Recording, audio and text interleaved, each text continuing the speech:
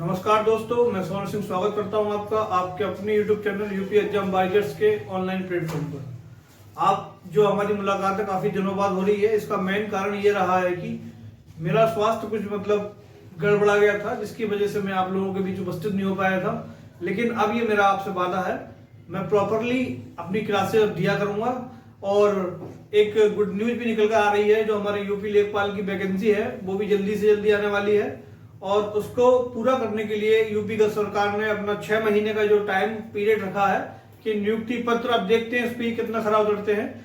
लेकिन अभी जो हमारे पास टाइम, काफी टाइम है और इस टाइम में हम अपना सिलेबस भी पूरा कर लेंगे और उसको रिवाइज भी कर लेंगे, ऐसी मेरी उम्मीद है। तो हमारी जो क्लास है आज की वो मैथ की होगी। इसमें हम मैथ पढ़ेंगे। मैथ का एक चैप्टर तो हमारा संख्या पद्धति पूरा हो चुका है। दूसरा जो चैप्टर होगा हमारा वो होगा सिंप्लीफिकेशन, यानी सरलीकरण। दूसरा जो चैप्टर है हमारा सिंप्लीफिकेशन का है। और ये सिंप्लीफिकेशन से भी एक ना एक क्वेश्चन जरूर रहता है। और जो मैथ है हमारा वो बिल्कुल बेसिक से पढ़ाएंगे इसमें। और हर एक एग्जाम, जैसे रेलवे का एनटीपीसी का हो गया, ग्रुप डी का हो गया, आपका दूसरा अपकमिंग जितने भी यूपीपी है, यूपीएसआई का हो गया, ये सब में आपकी हेल्प करेगा।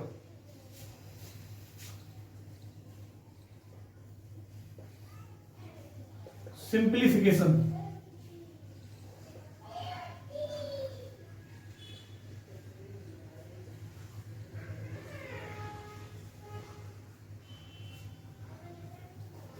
तो इससे रिलेटेड किसी भी एग्जाम में, कोई भी वनडे एग्जाम हो हमारा, उसमें एक क्वेश्चन जरूर रहता है।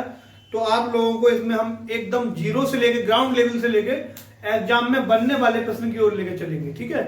तो इसमें जो बेसिक कॉन्सेप्ट होता है, एक तो ये, इसमें स्क्वायर और क्यूब हमें याद होना चाहिए। यानी स्क्वायर जो हमें 25 तक, मिनिमम 25 तक याद होना चाहिए।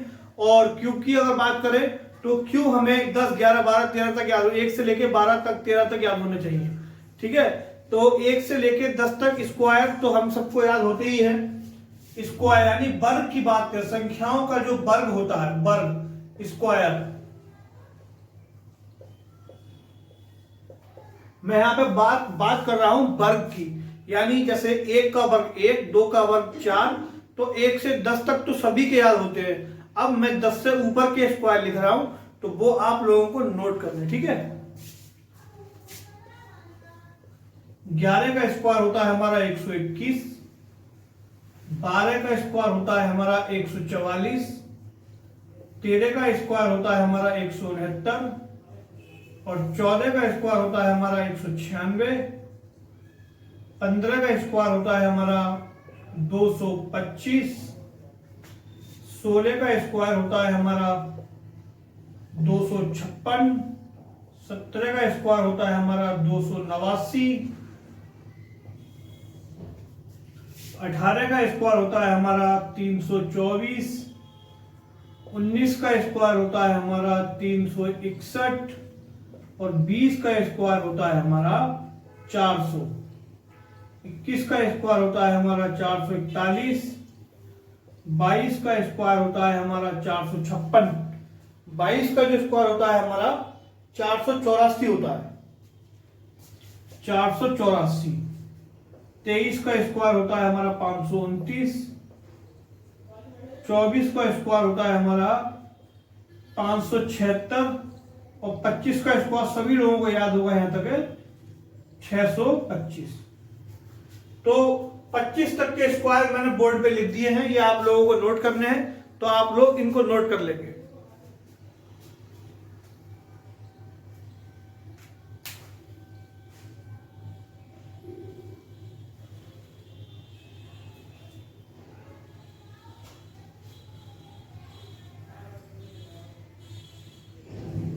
और एक सूचना और है, निकल के आ रही है कि यूपी लेखपाल में अब रीजनिंग को भी शामिल कर लिया गया है।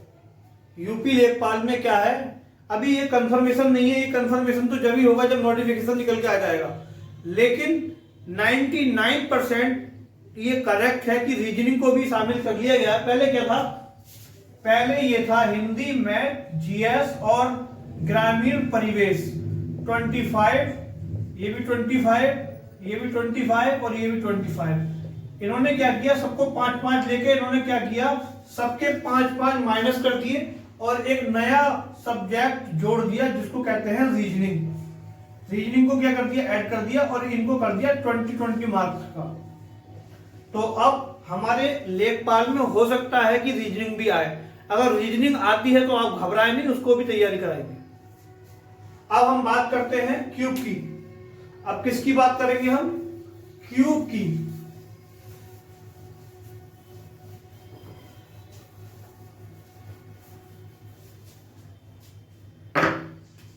क्यूब को हिंदी में कहते हैं घन।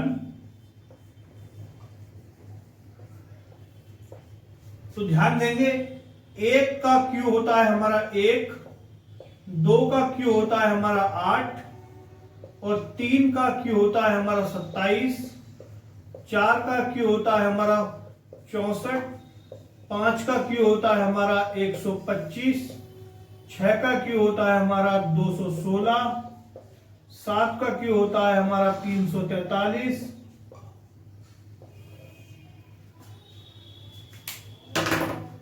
और 8 का क्यू होता है हमारा 512, 9 का क्यू होता है हमारा 729 और 10 का क्यू होता है हमारा 1000, 11 का क्यू होता है हमारा 1331। तो ये इनका क्या है, ये मैं आपको इसलिए लिखवा रहा हूं क्योंकि इनका क्वेश्चंस में यूज होगा। जब आप क्वेश्चंस करोगे तो इनका यूज होगा, इसको भी आप लोग नोट कर लेंगे।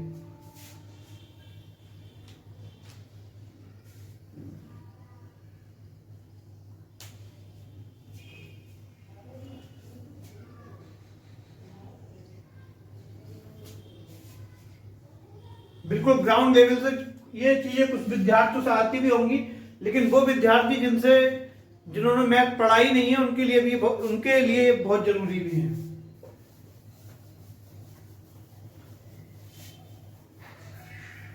अब सिंप्लीफिकेशन में वो फॉर्मूले जिनका कुछ हमारा प्रयोग होता है तो उनको मैं आपको बोर्ड पे लिखवाने जा रहा हूं, उनको भी नोट कर लेंगे। तो इसमें पहला हमारा फॉर्मूला है a प्लस बी का whole square.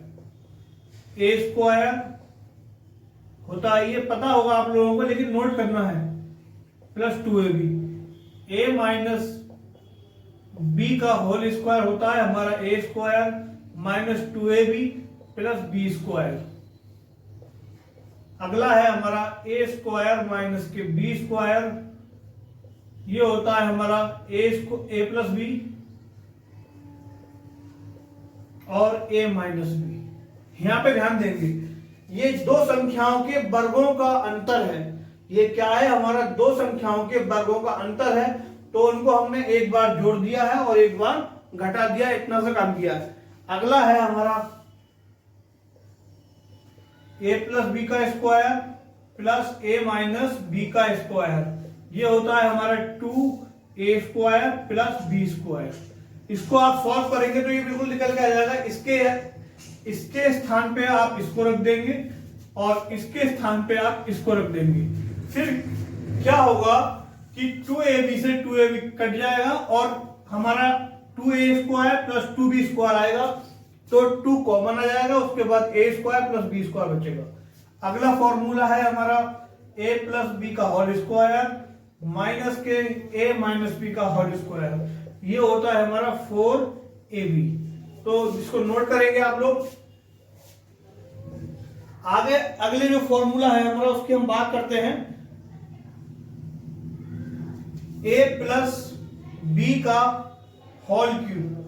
a plus B का होल क्यूब, तो ये होता है हमारा a प्लस बी का whole cube, a cube plus B cube plus 3ab और ब्रैकेट में होता है हमारा a plus B, a cube plus B cube plus 3ab a plus B. इनका यूज हमारे क्वेश्चंस में होगा, तो इसलिए ये फॉर्मूले लिखवाने बहुत जरूरी है। इनको नोट कर लेंगे, फिर आगे मैं और लिखवाता हूं थोड़े।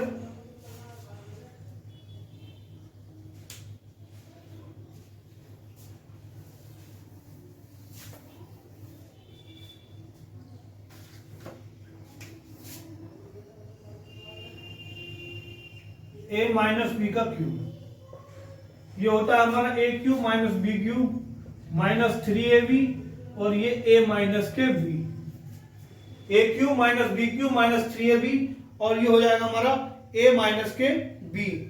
अब अगला फॉर्मूला है हमारा A cube plus B cube बराबर A cube plus B cube बराबर a plus B A square minus A B plus B square.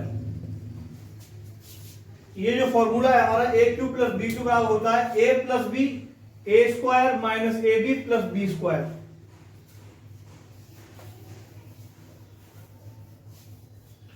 अब A cube minus B cube, A cube minus के बी क्यू, ए माइनस के B A square plus A B और ये हो जाएगा हमारा B square. तो ये कुछ हमारे बेसिक फॉर्मूले थे जो मैंने बोर्ड पे लिख दी हैं, इनको आप लोग नोट कर लेंगे।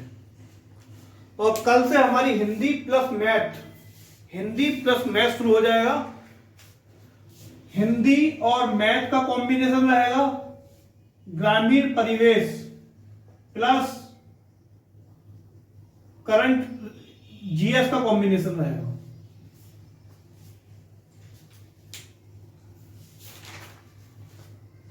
अब इसके बाद हम बात करेंगे बोर्ड मास के फॉर्मूले के बारे में, जो कि सिंप्लीफिकेशन का मेन आधार ही है। बोर्ड मास पे ही आधारित सवाल होते हैं सिंप्लीफिकेशन में, तो उसको जानेंगे। पहले ये नोट कर लें।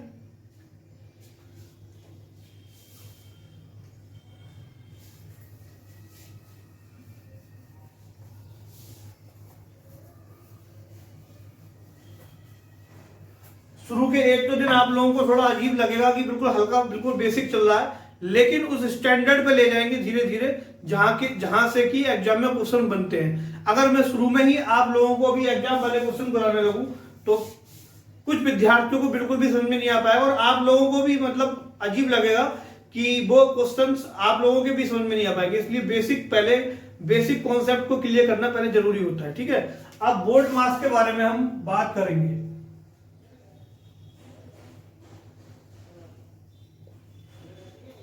देखो ये बोर्ड मास अब तक हमने ये पढ़ा था, लेकिन रियल में ये होता है BODMAS, ठीक है। ये होता है हमारा, इसको कहते हैं, ये होता है हमारा वाइन कूलम।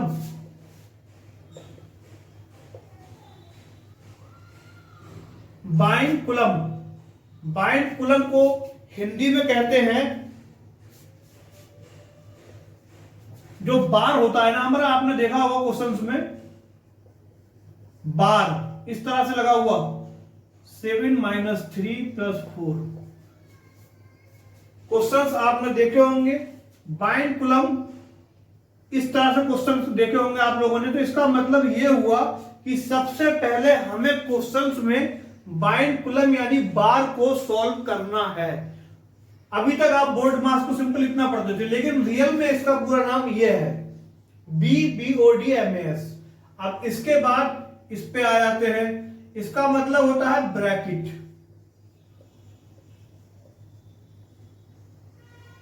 ठीक है बेटा। अब ब्रैकेट में भी 3 टाइप होते हैं। कौन सी ब्रैकेट हमें पहले सॉल्व करनी है, कौन सी ब्रैकेट उसके बाद सॉल्व करनी है और कौन सी ब्रैकेट सबसे बाद में सॉल्व करनी है। तो छोटा ब्रैकेट, छोटा कोष्टक, ठीक है, और इसको कहते हैं स्मॉल ब्रैकेट। इसका जो साइन होता है वो होता है इस तरह से। तो इसको नोट करेंगे।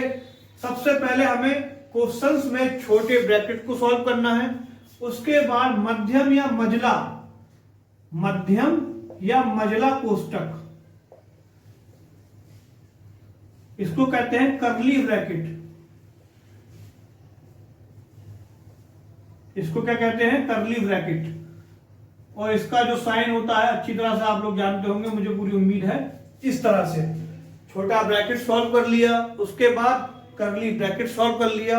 अब स्क्वायर ब्रैकेट यानी बड़ा ब्रैकेट, बड़ा कोष्टक बने रहे। बस पूरा मैथ में आप लोगों को आनंद आने वाला है और आप SSC, LDC, MTS वगैरह के भी क्वेश्चन बना ले जाओगे। ये मेरा पूरा मतलब जिम्मेदारी है मेरी कि मैं आपको उस लेवल तक ले जाऊं कि आप SSC, UPSSC, UPP, UPSI के क्वेश्चन भी बना लो।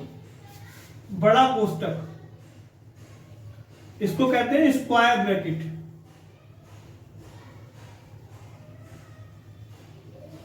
स्क्वायर ब्रैकेट, और इसका जो साइन होता है वो इस तरह से, देखो ये स्क्वायर की तरह है, ये हमारा स्मॉल ब्रैकेट सर्कुलर की तरह है, और ये हमारा कर्ली ब्रैकेट है। ठीक है, यहां तक हमारी बात पूरी हो गई।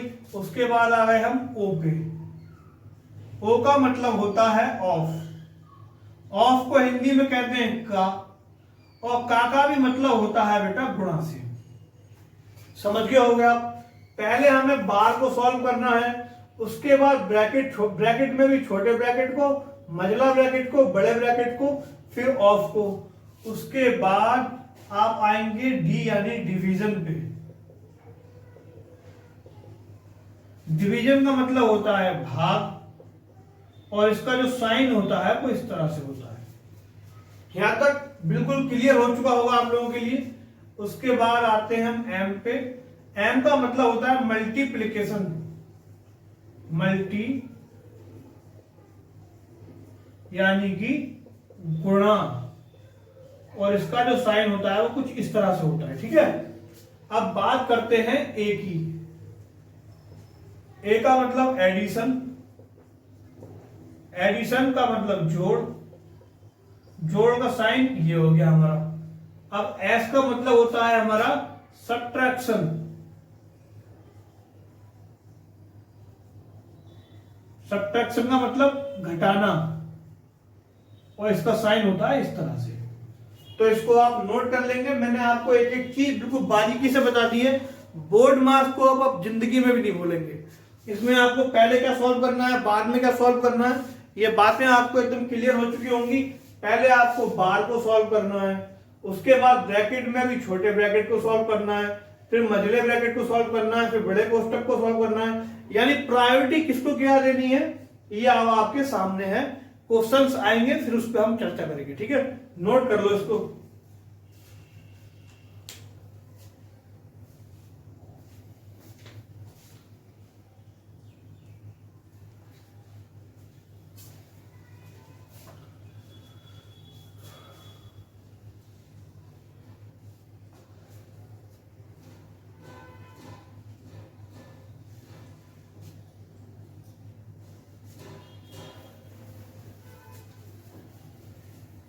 अब सिंपलीफिकेशन में क्या होता है, थोड़ा हमारा, मैं एक चीज और आप लोगों को बता दूं,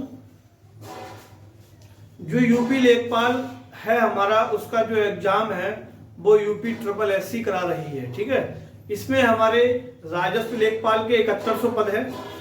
राजस्व लेखपाल के कितने पद है, राजस्व लेखपाल के 71 समथिंग पद है। ठीक है, कानून गो यानी असिस्टेंट, कानून गो क्या कहते हैं, असिस्टेंट रेवेन्यू इंस्पेक्टर।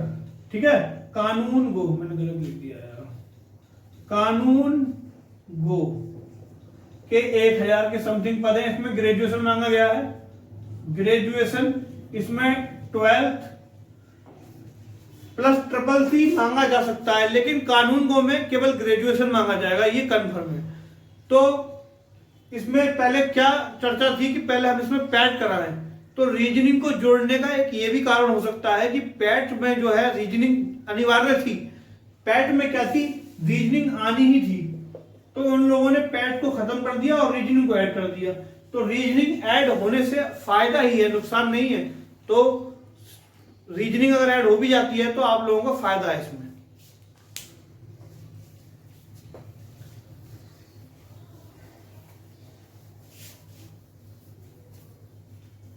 अब दूसरी बात यह है कि हमारा जो इसमें सिंपलीफिकेशन है, इसमें परसेंटेज का भी रोल रहता है।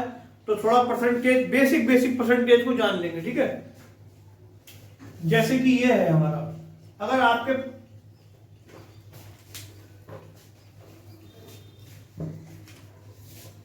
परसेंटेज अलग में चैप्टर टॉपिक है, उसको हम डिटेल में पढ़ेंगे, लेकिन थोड़ा यहाँ बेसिक जान लेंगे। प्रतिशत,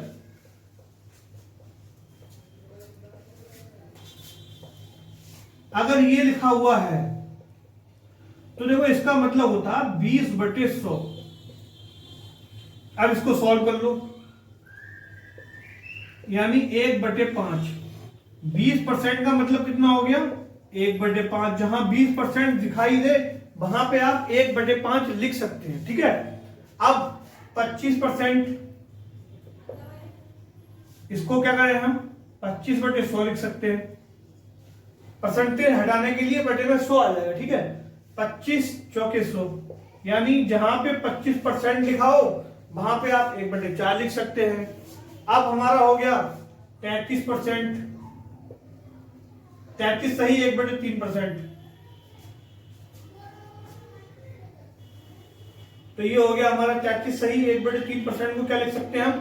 33 या 99, 100/3। और 25 हटाने के लिए क्या करेंगे हम?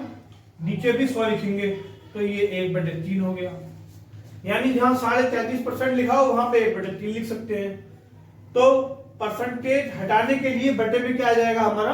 100 आ जाएगा। ये ध्यान रखना है आप लोगों को। और थोड़ा और जान लेंगे, जैसे ये है 50%, तो ये हो गया हमारा 50/100। तो यहां पे हम 1/2 लिख सकते हैं। तो ये बेसिक चीजें हैं, लेकिन एग्जाम में क्वेश्चंस में अगर प्रतिशत में ये है तो इसका मतलब ये भी होता है। अगर ये है तो इसका मतलब ये भी होता है। तो इनका यूज थोड़ा आगे है, इसीलिए मैं आपको अभी इन चीजों को बेसिक बेसिक बता दे रहा हूं। तो आपको ध्यान में इनको माइंड में रखना है, ठीक है। तो अब हम क्वेश्चंस पे आते हैं, क्वेश्चंस को सॉल्व करते हैं।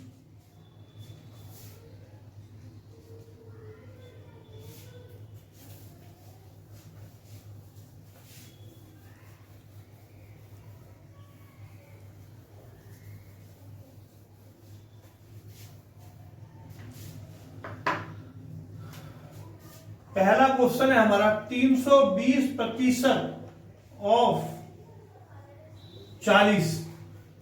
320% ऑफ 40। अब मैंने आपको पहले ही बी बोर्ड मार्क्स में बता दिया था, ऑफ का मतलब गुणा होता है, परसेंटेज का मतलब अपॉन में 100 होता है। अब ये क्वेश्चन आप लोगों के लिए बहुत इजी बन गया, तो ठीक है, इसको सॉल्व कर लेते हैं। 320%, पहले हम ऑफ को सॉल्व करेंगे, यानी गुणा हो गया हमारा 40, ठीक है। तो 320% हटाने के लिए नीचे 100 आ जाएगा, गुणा 40। अब ये एक सिंपल क्वेश्चन आप लोगों के सामने बन के रह गया। अब इसको क्या करना है? बस सॉल्व करना है। इससे ये कट गया, 1 0 से ये कट गया, यानी 32 × 4, 4 दूनी 8, 4 दिया 12, और यही हमारा क्या हो गया? आंसर हो गया। इसको नोट कर लेंगे।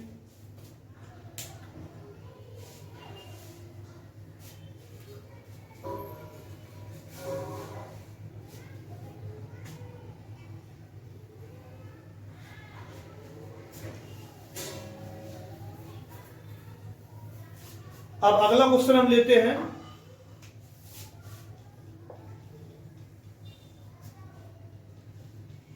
(52 × 27 डिवाइड बाई 6 + 24 -4। अब जब हम सिंप्लीफिकेशन पढ़ रहे हैं तो यहाँ पे हमें क्या है? बी बोर्ड मार्क्स को फॉलो करना पड़ेगा। अब ऐसा नहीं है, कुछ विद्यार्थी क्या करेंगे जल्दबाजी में, इसको 20 कर देंगे, तुक्का लगने के बाद मानते हैं ऑप्शन में उनका आंसर सही आ जाए, लेकिन हमें प्रोसीजर क्या फॉलो करना है बी बोर्ड मार्क्स का। तो पहले हमें क्या करना पड़ेगा, इसमें चेक करेंगे कहीं बार तो नहीं है,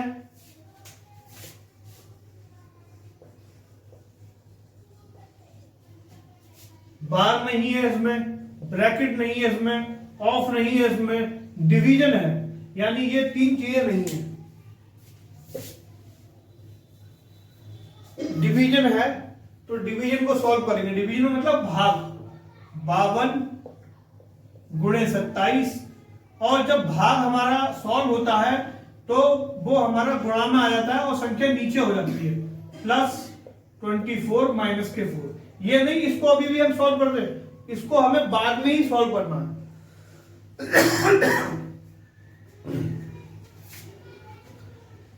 अब क्या करना है,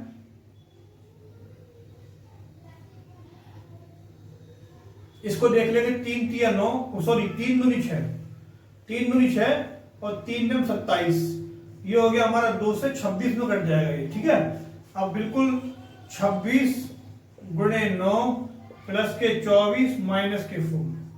अब डिवीजन सॉल्व हो गया, अब मल्टीप्लाई का नंबर आ गया, तो मल्टीप्लाई को सॉल्व कर लो। 9 छक्के 54, 9 दूनी 18 22, 9 छक्के 54 18 22 नहीं होंगे, 5 होगा, ये 23 होगा।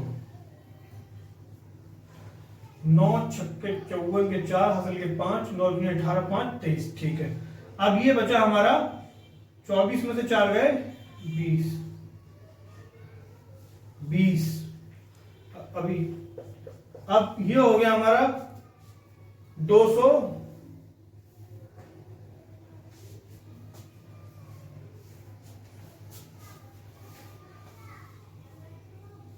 ये क्वेश्चन में मिस्टेक हो गई है, ये 26 है, सॉरी 26। तो ये हमारा यहां पे कितना आ जाएगा 22, ठीक है। अब इसको अगर हम जोड़ते हैं तो ये आ जाएगा 256। 4 और 2 6, 3 और 2 5 और 2 का 2, 256। और हम जानते हैं 16 का जो, इसको 256 को हम लिख सकते हैं 16 का स्क्वायर, यानी 16 का जो वर्गमूल, उसका 256 का जो वर्गमूल होता है 16 होता है। तो ये एक इससे ये कट जाएगा तो 16 आ जाएगा हमारा। इसका 256 का अंडर रूट जो मान होता है वो 16 होता है, ठीक है। तो इस क्वेश्चन का जो आंसर हो गया हमारा 16 हो गया। एक बार फिर से समझ लेंगे, पहले हमने डिवीजन को सॉल्व किया, फिर मल्टीप्लाई को सॉल्व किया, उसके बाद एडिशन और सब्ट्रैक्शन को सॉल्व किया। यही प्रोसीजर हमको हर एक सवाल में फॉलो अप करना है, ठीक है। क्वेश्चन नोट कर लीजिए।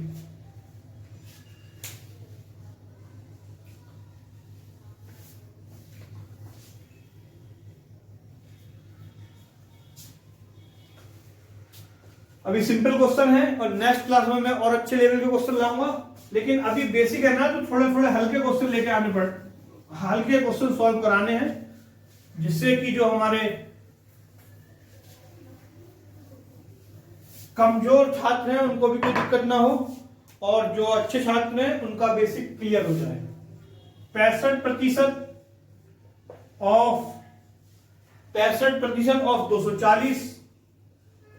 ऑफ का मतलब क्या है, कुछ नहीं करना नहीं है। ऑफ का मतलब का गुणा, प्लस ये हमारा क्वेश्चन मार्क है।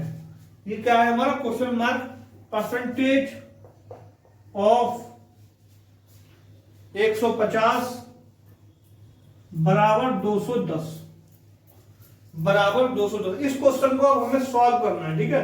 कोई बात नहीं, जहां पे ये क्वेश्चन मार्क है वहां पे हमें एक्स, जहां पे क्वेश्चन मार्क है वहां पे एक्स को एज्यूम कर लेना है। तो 65/100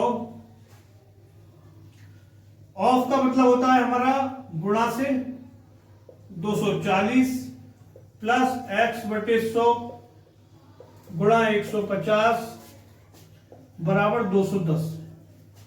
अब देखिए, आप इसको बस काटना है, तो मैं आपको सिंपल वे में बताऊं तो 0 से 0 कट गया, 13 मतलब 5 से काटो इसको तो 13 आ जाएगा, और 5 दूनी 10 आ जाएगा ये, ठीक है।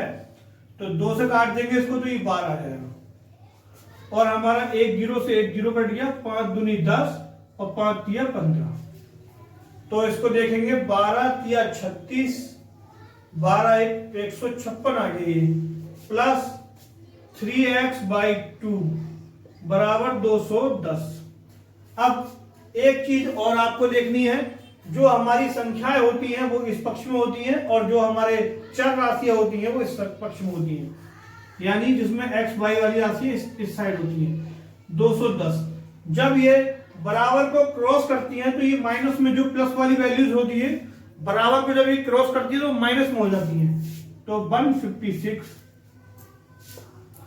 3x/2। अब जब इसको हम सब्ट्रैक्ट करेंगे तो 10 में से 6 गए 4, ये बचा हमारा कितना 10, 10 में से 5 गए 4। 54, यानी ये इसको माइनस करने पर कितना बचेगा, 54 बचेगा। आप इस कैलकुलेशन को हम यहां सॉल्व कर लेते हैं। 3x/2 बराबर 54, यानी 3x बराबर 54। अब ये हमारा देखो एक चीज, जब बराबर को क्रॉस करने वाली जो हमारी वैल्यूज होती हैं, प्लस वाली तो माइनस में हो जाती है, लेकिन अपॉन में जो वैल्यूज होती है वो मल्टीप्लाई में चली जाती है। मैं आपको थोड़ा बता दूं, जैसे ये बराबर है हमारा, प्लस वाली वैल्यू इधर जाएगी तो माइनस में हो जाएगी, और गुणा वाली वैल्यू इधर जाएगी तो भाग में हो जाएगी, और भाग वाली वैल्यू इधर जाएगी तो गुणा में हो जाएगी। तो ये चीजें आप लोगों को ध्यान में रखनी है, ठीक है। और माइनस वाली वैल्यू इधर जाएगी तो प्लस में हो जाएगी। तो हमारा क्या हो गया, ये गुणा में हो जाएगी, ठीक है। x बराबर 54 गुणा 2/3। अब इसको काट लो तो ये 18 आ जाएगा आपका। x बराबर 36। तो x की जो वैल्यू है हमारी यहाँ पे कितनी है, 36 है। तो ये जो क्वेश्चन था हमारा सॉल्व हो गया है, इसको आप लोग नोट कर लेंगे।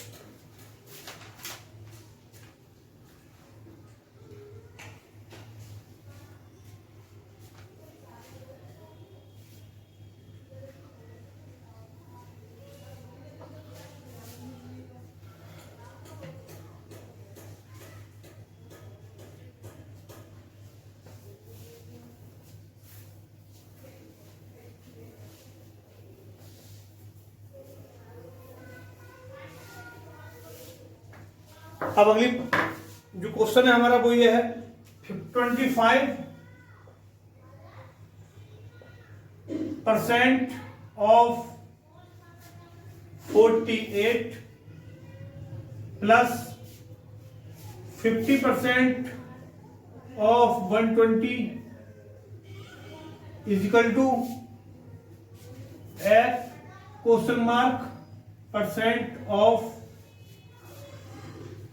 1200। सेम प्रॉब्लम है, उसी की तरह सॉल्व करना है, बस थोड़ा सा दिमाग लगाना है। पहले क्या था, क्वेश्चन मार्क हमारा यहां था, इस बार हमारा यहां। डरना नहीं है, बस क्वेश्चन मार्क की जगह x को मान लेना है। तो 25/100। एक चीज मैंने आपको बताई थी, 25% को हम 1/4 लिख सकते हैं। थोड़ी सी मिस्टेक हो गई है, ये हो गई है बस। इसको 1/4 लिख सकते हैं, लेकिन चलो अभी लिख लेंगे। गुणा 48 प्लस इसको 1/2 लिख सकते हैं, 120 x/100 गुणा 1200। तो ये हमारा हो गया 1/4। 48 1/2 गुणा 120 बराबर 2 0 से 2 0, यानी 12x। ये भी हमारा 12 हो गया और ये 60 हो गया। तो 12 प्लस 60 प्लस 12x। तो इसको हमने इधर कर लिया और ये 12